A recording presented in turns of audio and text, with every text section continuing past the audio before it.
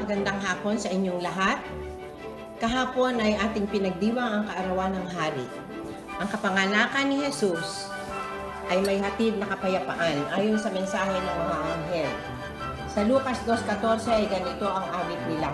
Luwalhati sa Diyos sa kataas-taasan at sa lupa'y kapayapaan sa mga taong kinalulugdan niya. Si Jesus ay naparito upang ang Diyos ay maluwalhati at ang tao ay tumanggap ng kapayapaan. Ang makasalanang nagsisi at nanampalataya ay may kapayapaan na sa Diyos. Peace with God.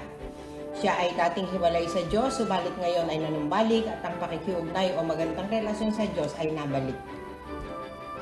Dahil dito, ang bawat tunay na Kristiyano ay nagkaroon ng kapayapaan ng puso na mula sa Diyos at ito ay ang peace of God. Hindi nagkataon o aksidente lamang na si Jesus ay ang Prince of Peace. Kung paano alam ng Panginoon ang mga hirap at kaguruhang haharapin ng kanyang mga alagad bago siya umakyat sa langit, alam din niya ang mga kahirapang pagdaraanan ng lahat ng kanyang tinubos habang sila ay narito sa lupa. Kaya nga, bago pa ipanganak si Jesus, naglaan na ang Diyos ng tugon sa anuman at bawat kabalisahang ating mararanasan. Sa kasalukuyang panahon, napakainam na ating alalahanin, hindi intensyon ng Diyos na pasanin natin ang mga kahirapang mag-isa.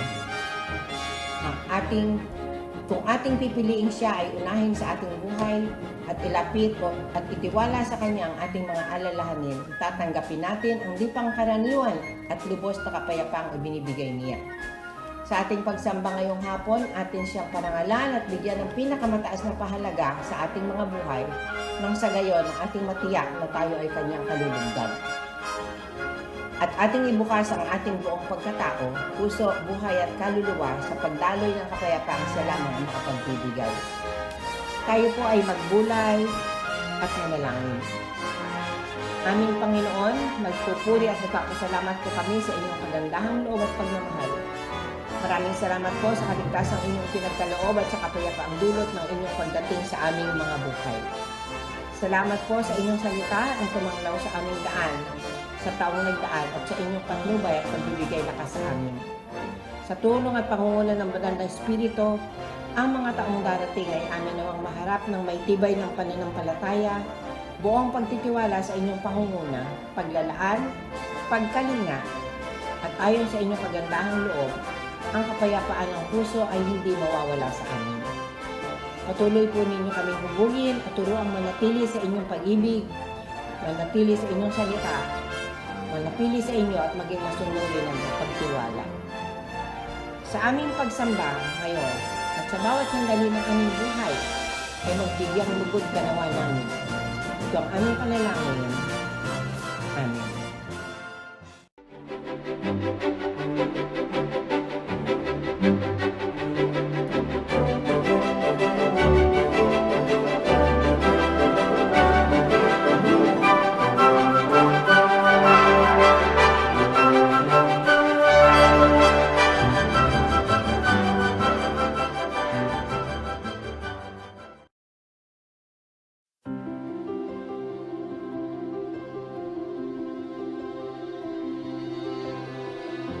Psalm 98 verse 4 says, "Make a joyful noise to the Lord, all the earth. Break forth into joyous song and sing praise. Indeed, our God is worthy of praise. He is worthy of our worship, for He has brought joy into our lives, and He has brought joy to this world." Together, let's sing. Joy to the world.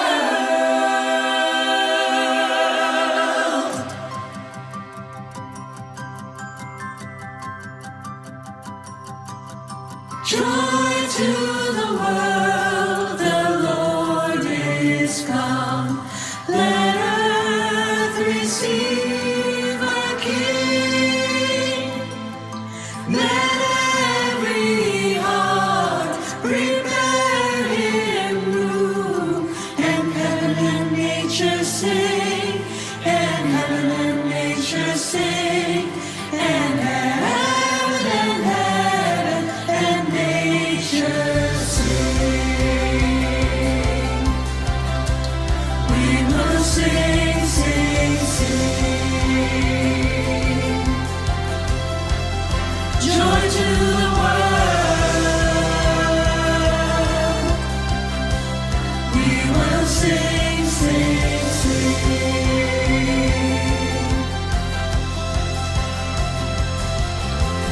Joy to the world, the Savior reigns. Let men their songs employ,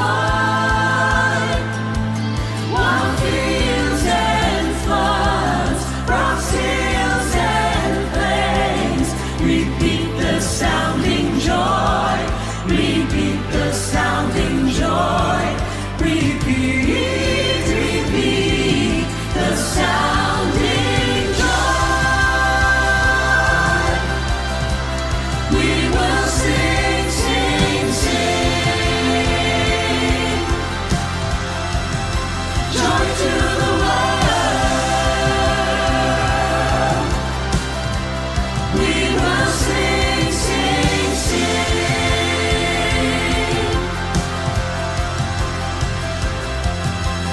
He rules the world with truth and grace, and makes the nations prove the glories of His righteousness, and wonders of His love, and wonders of His love, and wonders, wonders of His love. We will sing, sing, sing. Joy to the world. We will sing, sing, sing.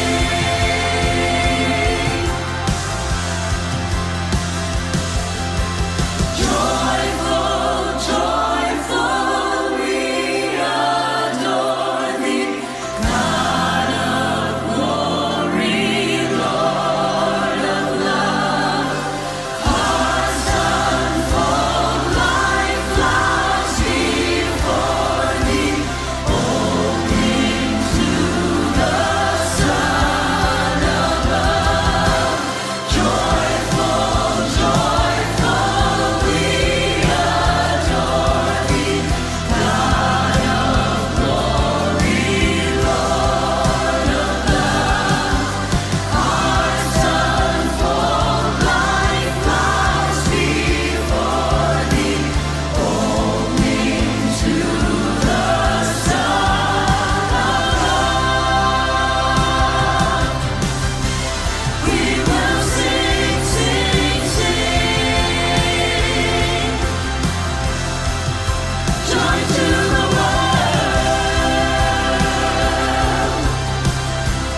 We will sing, sing, sing. Joy to the world.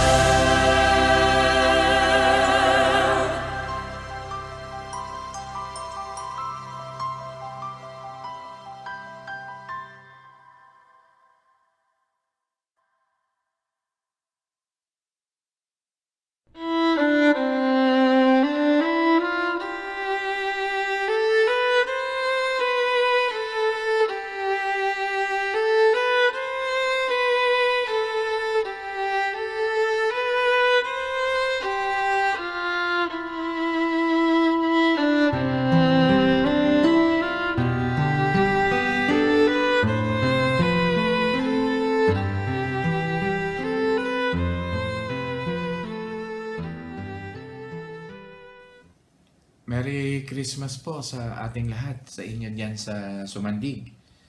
Samahan kayo ng pag-asa ng ating Panginoon. Ang diwa ng pag-asa ang siyang sumainyo, which is our Lord Jesus Christ. Amen po.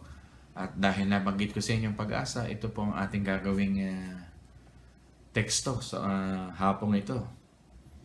Romans 15:13, babasahin ko po sa inyo. Now, may the God of hope fill you with all joy and peace in believing, so that you will abound in hope by the power of the Holy Spirit.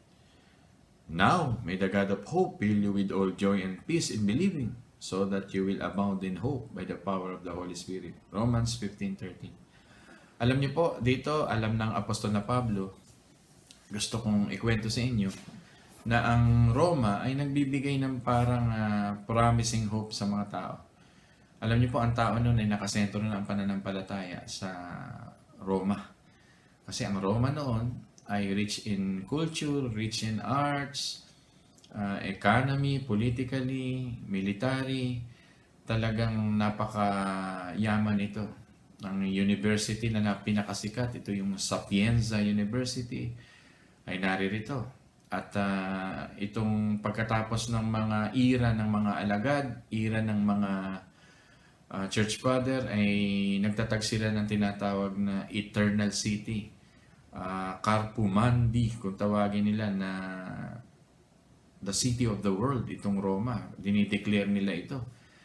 Kaya siguro naman, kaya naganap yung tinatawag na first 1 million inhabitants. Ang Roma ang siyang unang naka-goal nito. Ngayon, 89th place na lang sa buong mundo. Ito yung may mga ilang bagay na binabanggit ko sa inyo patungkol sa Roma. Na talagang, kumbaga sa syudad ng Pilipinas, siguro ito yung parang Metro Manila o parang Makati, parang Taguig sa panahon nila noon. Kumbaga sa Amerika, ito yung parang New York. Ibig sabihin, gusto ko sabihin sa inyo, sentro. So, ang mga tao, dito nila nilagay ang kanilang tinatawag na pag-asa sa buhay. Sa pamamagitan ng ganito. Kaya nga merong kasabihan, all roads lead to Rome. Ibig lang sabihin nun, para ang pangarap ng mga tao dito ay laging madalaw ito, makapunta rito, makatira dito.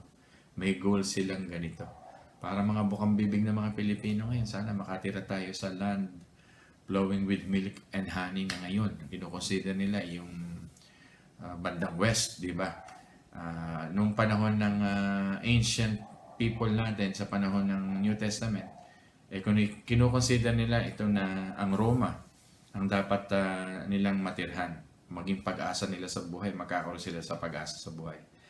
Ngunit ang mga bagay na ito ay sinamantala ng apostol na Pablo para banggitin sa atin ang talagang pinakapag-asa ng buhay, which is eternal. Not temporary, ito ay constant, it will continue to the second life. Pag-asang walang hanggan. Tama nga ang mga apostol na makamtan man ang buong sandaigdigan kung maiwawala mo ang iyong kaluluwa. We will lose everything. Ito gusto kong banggitin sa inyo na ang pag-asang binabanggit ni Apostol Pablo ay gustong ituon niya ang mga tao na ito ay wala sa Roma, kundi ito ay nasa katauhan o persona ng ating Panginoong Hesukristo. Amen po ba ron? Kaya ito po yung sineshare ko sa inyo.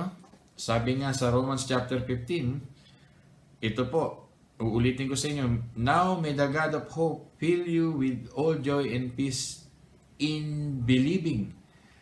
Una, gusto kong i-share sa inyo yung the offering of hope. Yan. Tapos yung pangalawa, so that you will abound in hope by the power of the Holy Spirit. Ito naman yung the overflowing hope. Yung una, the offering of hope.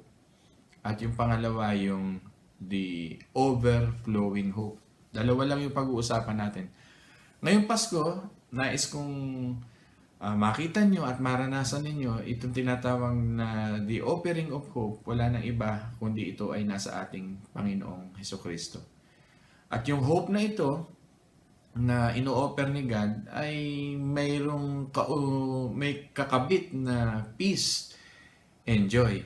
Itong peace and joy na ito na binabanggit ko sa inyo ay hindi po ito yung peace na parang calming experience, yung parang peace lang na parang absence of war, walang trouble sa buhay. Pag pinag-aralan nyo po ang mga original na translation dyan, itong peace po na ito, ang ibig lang sabihin nito, ito yung idinugtong ng Diyos yung mga bagay na na-disturb. Yun ang meaning niya. Yung mga bagay na na-disturb, idinugtong ng Diyos. Ano ba yung na-disturb? Ito po yung ating kaluluwa sa pamamagitan ng ating unang mga magulang. Ito po yung kanilang pagkakasala. Ang kanilang pagkakasala, ito po ay talagang dumugtong hanggang sa panahon natin. Tayong lahat ay tinuring na makasalanan. Romans 3:23. Di ba? Ang lahat ay nagkasala, di nakaabot sa kaluwalhatian ng Diyos. Romans 6:23, for the wages of sin is death. So, na-disturb. Kaya nga yung meaning na religion in the Old Latin language ay religare, para magkaroon ng peace ay kailangan muling maidugtong. At alam niyo naman, para muling maidugtong ang relasyong ito sa Diyos at sa tao, kailangan natin ng ating Panginoong Jesus. At ito nga po yung aking sinisir sa inyo, the offering of hope. Sa offering ng hope na ito, kailangan maunawaan ninyo yung dalawang bagay. Ang dalawang bagay sa ilalim ng the offering of hope, ang real deal dito para magkaroon tayo ng hope ay yung connection with our Lord Jesus Christ. At yung pangalawa, kailangan maunawaan nyo yung disconnection from yourself. At ito na po yung ating mga ilang isineshare ko sa inyo. Napakahalaga po na malaman natin yung connection natin sa ating Panginoon sa Kristo. Sabi nga ni Spurgeon, this is above all joys, to know that I am His. Napakahalaga nito. Even sorrows can be turned to joy. Diba? When we are in Christ. When we are in Christ, kahit may persecution, kahit may mga tinatawag na bitterness sa buhay na naranasan, ito ay magiging sweetness, magiging peace, magiging joy. Yung grieving, magiging joy. Sapagkat tayo ay na kay Kristo. Kaya napakahalaga na yung Pasko, maunawaan natin, if you are connected to Christ, you are so powerful, you are fruitful. Kaya tama yung sinabi ni John, chapter 15, kung re-reviewin nyo, yung Menowo principle, ibig sabihin abiding, ibig sabihin remaining. That if we are in Christ, everything ay nasa ating buhay na. Diba? Without Christ, life is meaningless. Without Christ, parang world without sunshine. Parang journey without direction. Kaya napakahalaga para maranasan mo yung hope, peace, and joy na offering ni God sa iyong buhay, kailangan mo ng connection with our Lord Jesus Christ. John 16:20, may binabanggit nga, and ye shall be sorrowful, but your sorrow shall be turned into joy. Alam niyo po, pag ikaw ay na kay Kristo, mapakalalim ng kagalakang nasa sa inyo, nasa sa atin. Maunawaan mo na ngayon si Santiago, maunawaan mo si Pedro, that everything that we experience sa trials ng buhay, we will consider it joy. So, ang peace, ang joy na pinag-uusapan natin, ay hindi ito yung the absence of war, o walang trouble, o kaya ka peaceful, marami ka kasing budget. Pero ito kahit wala kang budget, kahit may kaguluhan, kahit may pandemya, kahit may mga health issues tayo sa buhay, magulo ang sanlibutan, hindi ka matitinag because you are connected with your Lord Jesus Christ. Mga kapatid, napakahalaga po na meron kang passion sa iyong Panginoong Jesus, ang buhay mo, ang tibok ng puso mo ay siya. Napakahalaga nito. You know, God wants us to be joyful. God wants us to be hopeful. God wants us to be happy. Yan po ang napakahalagang malaman natin na offering ni God sa ating buhay. He wants us to be hopeful. Full of hope sa ating mga buhay. Yan po yun. Yan yung mga isinulat ko na sana maunawaan ninyo. Ang hope, ang joy, ang peace ay hindi po suggestion, mga kapatid. Ito po ay command. Ito po ay inuutos ng Panginoon, be hopeful in Christ, be joyful in Christ. John 14, binabanggit nga rito, this peace, even the world cannot understand, even the world hindi maibibigay sa atin. Itong peace na ito nanggaling sa ating Panginoon. He is the Prince of Peace. At ito ay naranasan natin. Mga kapatid, gusto ng Panginoon na maging joyful ka. Kaya nga sabi sa Psalm 34 verse 8, taste and see that the Lord is good. Diba? Ibig sabihin, gusto ng Panginoon, maranasan natin ang providence niya, ng kanyang hope, ng peace and joy. Gusto ng Panginoon na maging blessed tayo sa ating buhay. At kung re-reviewin nyo yung Biblia, itong hope na ito na connected sa joy and peace, 2,700 times yan. Na halos nire-review yan sa iba't ibang lengguwahe ng happiness, joyfulness, hopefulness, hope na binabanggit na ito. Alam niyo po, may responsibilidad tayo sa mundong ito na ipakita natin yun. Na tayo ay tunay na may diwa ng Pasko, na tayo ay may kagalakan, na tayo may kapayapaan, na tayo may pag-asa. Yun yung offering ni God sa ating buhay through His Son, Jesus Christ. Amen ba ron, mga kapatid? Napakasarap na malaman na ninyo na may hope kay Kristo. Kaya yung disconnected kay Christ, ayaw mag-remain kay Christ, kitang-kita yan sa mga bunga ng kanilang mga buhay. Yung kanilang loneliness, sadness, depression, mental issues, yung kanilang anxiety ay talagang gabundok. Pero I hope matutuhan natin ng secret of life ay talagang ay nasa ating Panginoon. Si Satanas po ay stealer ng joy at ginagamit ni Satanas ang maraming mga bagay sa buhay ng tao. Gagamitin niya ang tao, gagamitin niya ang worries, gagamitin niya ang fears, gagamitin niya ang selfishness, ang wrong thinking natin, ang negativity natin, ang complaining natin, ang grumbling natin para manakaw ang kapayapaang nireregalo ng Panginoon. Gusto ko pong banggitin sa inyo, available ang hope, peace, and joy na ito, offering ito ni God sa ating buhay. So, ang secret nito ay connection to our Lord Jesus Christ. And under the offering of hope, ay pangalawa natin pinag-uusapan ay yung disconnection to yourself. Una, connection to Christ. Ito naman, disconnection to yourself. Yan po yung secret ng joy. Alam niyo po, ang buhay natin, dapat detach na tayo sa lumang pagkatao, divorce na tayo sa lumang pagkatao, break na tayo sa lumang pagkatao, at separate na tayo dito talaga sa lumang pagkatao. Mga kapatid, napakahalaga na maunawaan natin na tayo ay katulad ni Apostol Pablo na dahil si Kristo ay nakaptan niya sa kanyang buhay, he consider everything lost. Ang mahalaga ay si Kristo sa kanyang buhay. Maging passion mo ito sa buhay na talagang maunawaan mo ang kahulugan na pinag-uusapan natin. Yan. Gayahin natin ang Apostol Pablo na tumutulad sa Panginoon sa Kristo. Sabi nga niya, pinore out niya ang kanyang buhay as a drink offering. And I rejoice and I also share my joy sa buhay ng mga tao. Kaya, i-disconnect natin ang ating mga buhay sa ating mga sarili. Sabi nga ng Philippians 1:4, forget yourself long enough and lend a helping hand sa ibang translation. Kaya napakahalaga po na makalimutan natin ang ating sarili. In a simple term, di ba, ang binabanggit ng Panginoon, deny yourself, take up your cross, and follow me. Yun po yung offering ni God sa ating buhay, na may joy, may hope, may peace. Gusto niya i-fill up tayo nito. Amen ba ron, mga kapatid? Napakagandang pangako. Kaya, connect yourself always to our Lord Jesus Christ and disconnect yung sa sarili mo. Mag-disconnect ka na masyado mong mahal ang iyong sarili. Isipin mo, consider other better than yourself. Yan po. Yan ang mga secret ng hope, joy, and peace. Pangalawa, pag-usapan natin ay yung tinatawag na overflowing.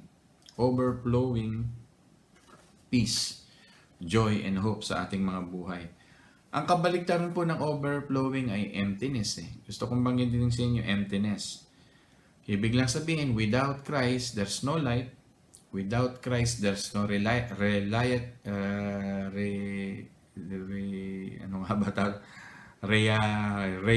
of life. Nauutal ako. No reason to live, di ba? Because everything was made for Him. Sabi nga ng John 1:3 and the book of Colossians, ang lahat ng bagay ay para kay Kristo. Kaya kung hindi tayo mabubuhay sa ating Panginoong Hesukristo, ito po ay malungkot na bagay at malungkot na may emptiness ang buhay. So the meaning of Christmas talaga ay meron tayong completeness in Christ, At overflowing ito na regalo ng Panginoon. Overflowing. Itong offering na ito ng hope ay overflowing hope pa na ipinagkakaloob sa atin ng Panginoon. Mga kapatid, ano ba yung overflowing? Ilarawan nyo yung tubig. Halimbawa ito, may hawak akong baso. At sa basong ito ay itinutulo ang tubig at nag-overflow yung tubig. Picture nyo ito sa inyong mind. Ano ang pinapakita nito? May mga ilang bagay ako sinulat dito sa overflowing. Una, yung supply. Overflowing, ibig sabihin ng supply. Ang Panginoon, kaya niya mag-supply ng kaligayahan, kaya niya mag-supply ng kagalakan, ng kapayapaan at pag-asa sa ating buhay. Wala ito sa Roma na talagang sa history, 500,000 gladiators ang namatay dito sa arena na ito sapagkat iniisip nila nasa sport, nasa competition, nandito yung mga kaligayahan nila noon, yung kanilang mga completeness. Masyado na lang mahaba kung ating aaralin yung political status nila na sila ay top all over the world na empire, ay iniisip nila ito yung makapagbibigay ng overflowing na ng mga completeness ng mga tao. Pero sinasabi ng Apostol Pablo, ang lahat ng bagay na ito ay nasa ating Panginoong Hesukristo. Yun po picture ng overflowing, as I said, supply. Ibig sabihin abundant. Ibig sabihin ang Panginoon ay He will provide. Sa panahon na ikaw ay kinukuhanan ng mundo nito na pinalulungkot ka, may mga stress ka sa buhay, sa trabaho, kinukuha yung nasa loob ng baso mo. Picturein nyo ito, merong nang aagaw ng iyong mga happiness, merong problema sa iyong trabaho, sa iyong pamilya. Kung ikaw ay connected kay Christ, itong supply nag-o-overflow.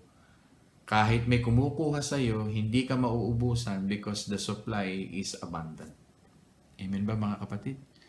So kung merong mga negativity na idinadagdag sa iyo ang buhay, sa trabaho mo, sa kumpanya mo, kung kayo may mga trabaho, sa inyong mga business, sa inyong mga tinatangkilik sa buhay, sa inyong family relation issues, sa tingin mo yung nagbibigay sa iyo ng pag-down sa buhay mo, lagi kang tumingin sa Panginoon. Gaze upon Jesus. Ibig sabihin ng gaze ay, kumbaga, pag nakakita ka ng dumarating na isang pulang-pulang Ferrari, hindi mo lang siya titingnan na parang, uy, Ferrari. Ang ibig sabihin ng gaze, tititigan mo, pagmamasdan mo, kikilatisin mo pag nasa harapan mo. Pag gaganito yung iyong pag-gaze sa ating Panginoon, yung tinatawag na supply ng hope, joy and peace ay hindi mauubos sa gitna ng problema. Nakuha niyo po yung picture, amen? Mga kapatid dyan. Pangalawa, gusto kong sa inyong ilarawan yung picture ng overflowing. Halimbawa, ito yung baso at punong-puno ng tubig. Ibig sabihin nyo, nasa-saturate ng tubig yung buong baso. Ibig sabihin yung hanggang doon sa edge ng baso ay punong-puno. Wala nang space para malagyan ng iba. Sapagkat ang gusto kong gamitin na word dito yung parang na-saturate ng tubig. Ibig sabihin na fill up ng tubig.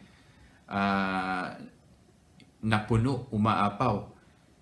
Ito yung larawan nung una, binanggit ko supply. Ito naman yung saturation. Ibig sabihin dito parang hindi ka mapapasok ng anumang gamitin na natin masamang spirito. Negativity, hindi ka mapapasok na mabibigat na problema na ikaw madadala.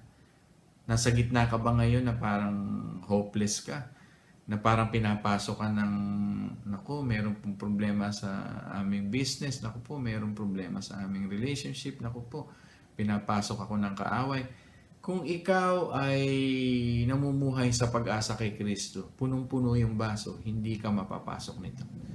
Sapagkat ang Diyos ay nagpipill up. Yun ang ibig ko sabihin. Kaya nga, napaka-importante yung feeling of the Holy Spirit, power of the Holy Spirit, para ang buhay mo ay masaturate ng Diyos.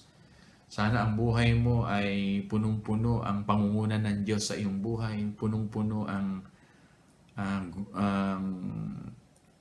pamamahala ng Diyos sa iyong buhay. Paano pa makakapasok yung nagtatangka? Though the enemy, Satan, like a hungry, roaring lion na gustong mag-devour sa'yo. Kung punong-puno ka ni Kristo, paano kanya mapapasok?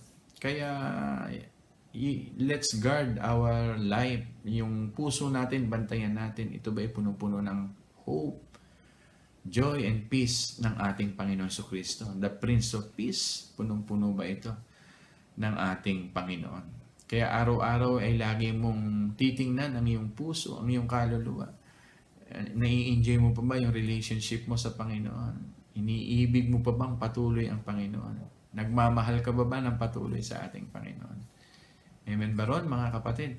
At ang picture ng overflowing, gusto ko rin banggitin sa inyo, ay yung pag nag-overflow, tumatapon. So pag tumatapon, ibig sabihin, ito'y larawan na ang iyong buhay ay parang sharing. Pag tumatapon, di tatapon ito kung ito yung sinishare mo naman. Di ba? Picture the tubig na napupuno. Di ba? Ay kung may sumasalong iba sa napupuno mong tubig, ay naipaghahandog mo ang iyong buhay sa iba. Ito po yung larawan ng Pasko na ang Diyos ang main example na ipinadala niya ang kanyang bugtong na anak, larawan ng pagbibigay. God is so generous that He gave His begotten Son. This is Christmas. And our life ay maging generous din pag pinipil up tayo ng Panginoon. Let's give it to God and give it to others. Di ba? May kasabihan nga, only what done in Christ will last. All soon will pass. Binaligtad ko lang. Ang lahat ay lilipas. Yung ating buhay na offering sa Diyos, yun po ang napakahalaga sa ating pagsamba, pagluwalhati at pagpupuri. Hindi mo dapat pinagdaramot ang buhay mo sa paglilingkod. Habang humihinga ka, naglilingkod ka sa Panginoon. Habang tumatanda ka, nasa Panginoon.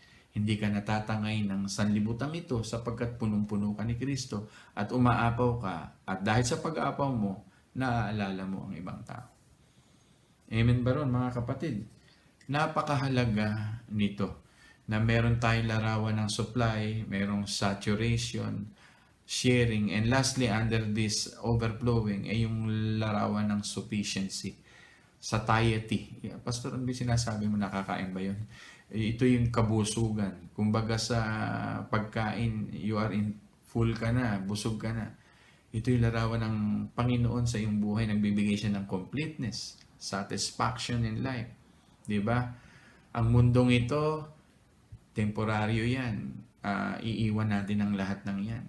Ang mundong ito na umaakit sa iyo, na akala mo nandito ang happiness, isang araw pag namatay ka, iiwan mo yan.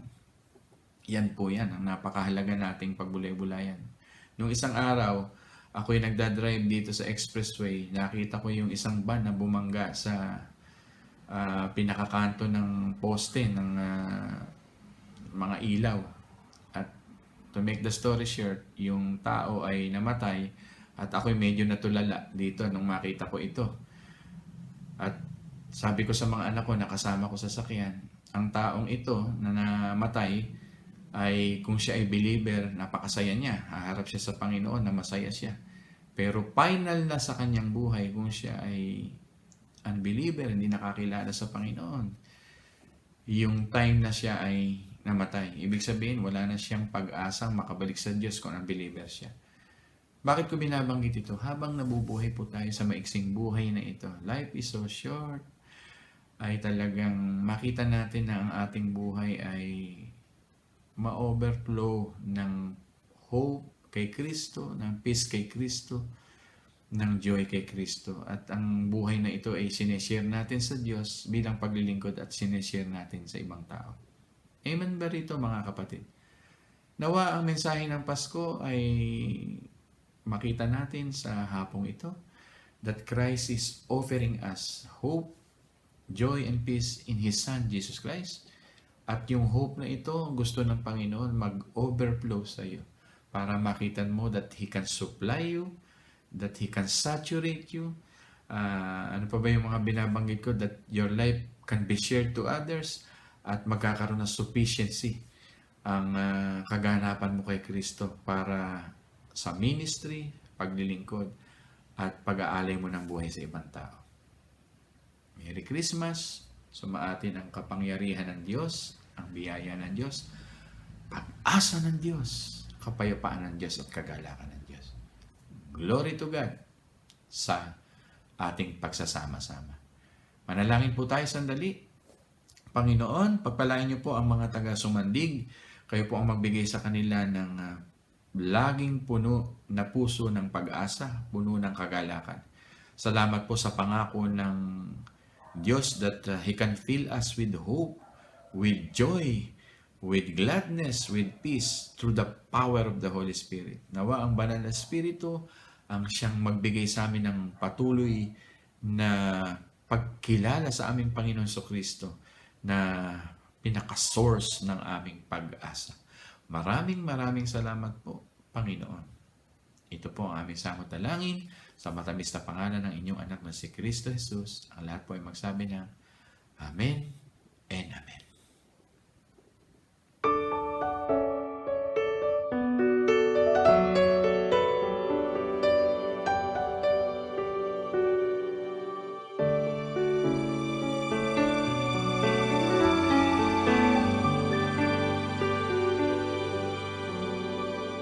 Darating na ang araw ng Pasko. Kay sarap pagdiwang ito sa baryo, pagkat kakaibang totoo. May karuling at simbang putumbong. Noche Buena'y may hamon, wala man. May tuyo, singkamas bagoong.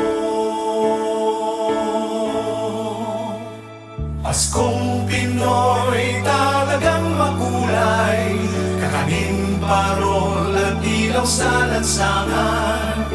Di ko pagpapalit sa puting Paskong dayuhan.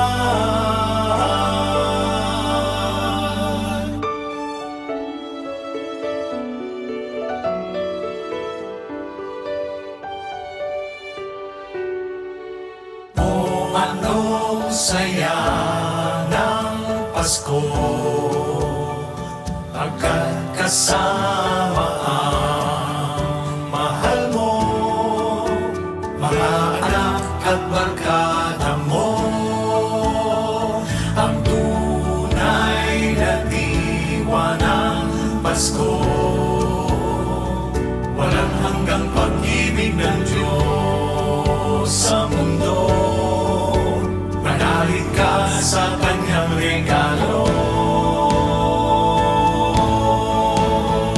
Paskong Pinoy talagang masaya, lalo't higit kasama ang pamilya. Di ko pagpapalit sa puting Paskong dayuhan.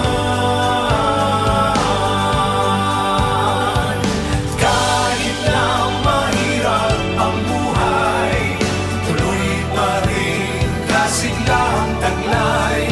Sa puso'y nalalaman, si Kristo ang dahilan. Siyang dahilan, siyang dahilan.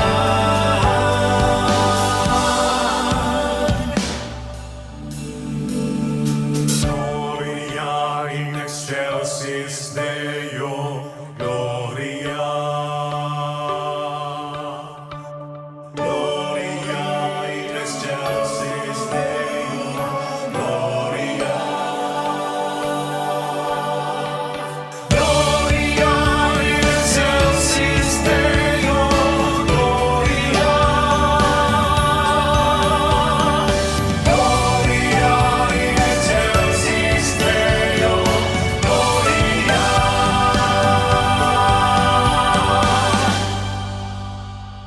Paskong Pinoy talagang masaya, lalo't higit kasama ang pamilya. Ngunit di ko pagpapalit ang wagas niyang pagmamahal. Kahit na mahirap ang buhay, tuloy pa rin kasiglang taglay.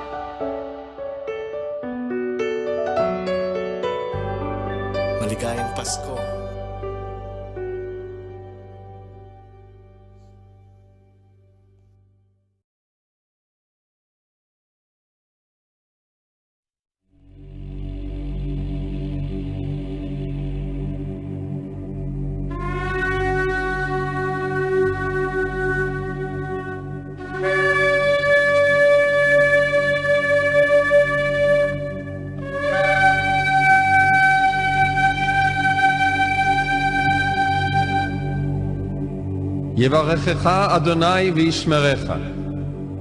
יאר אדוני פניו אליך ויחונקה. יישא אדוני פניו אליך וישם לך שלום. The Lord bless you and keep you. The Lord make his face shine upon you and be gracious to you. The Lord lift up his countenance upon you and give you peace.